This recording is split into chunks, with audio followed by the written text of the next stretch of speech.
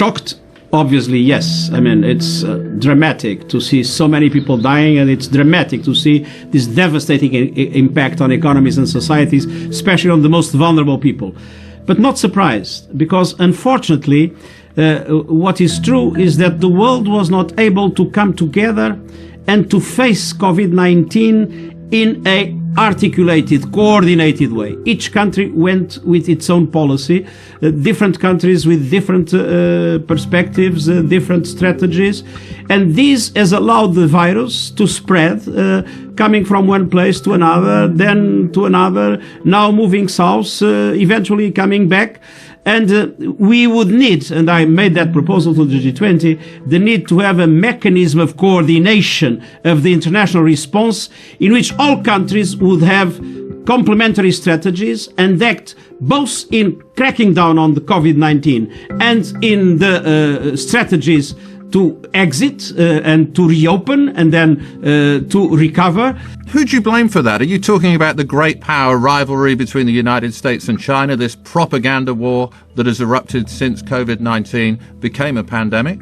I think it's obvious that we lack a leadership that can only be possible if the key countries in the world, the key powers in the world, are able to come together and to have a common strategy, and then to bring with them the whole of the international community. This is a tragedy, but it could also be an opportunity, namely in relation to climate change, an opportunity in relation to the inequalities that prevail in the world, to the gaps that exist in our social protection systems, an opportunity to rebuild differently. But again, this would require a much more effective international cooperation. Do you think that the WHO sounded the alarm early enough? There have been complaints from member states that they didn't get warnings in January or February.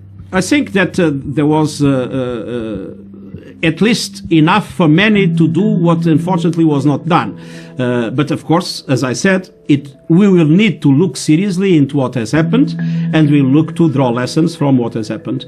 And in my opinion, this is not the moment to do it. This is the moment to concentrate efforts to fight COVID-19. Do you think the Trump administration was wrong to suspend its funding of the WHO? I believe that it's essential to keep as maximum as possible resources within WHO, because in the present situation, and for the reasons I invoked, it's impossible to replace it in providing support, especially to the developing countries. And today, my main concern is in the developing world.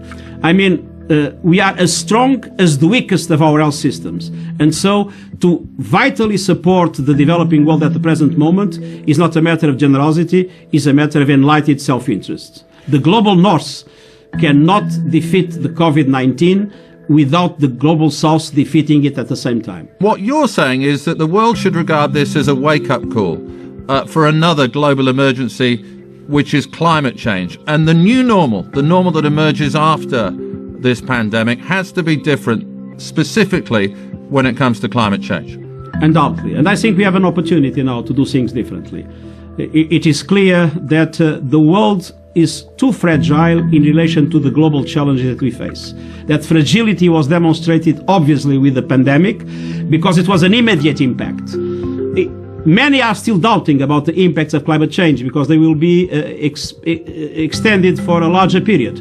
But we know that it's already here, and we know that it is already devastating. And I think we have the obligation now to organize the recovery in a way that is much more friendly to the green economy and the green society.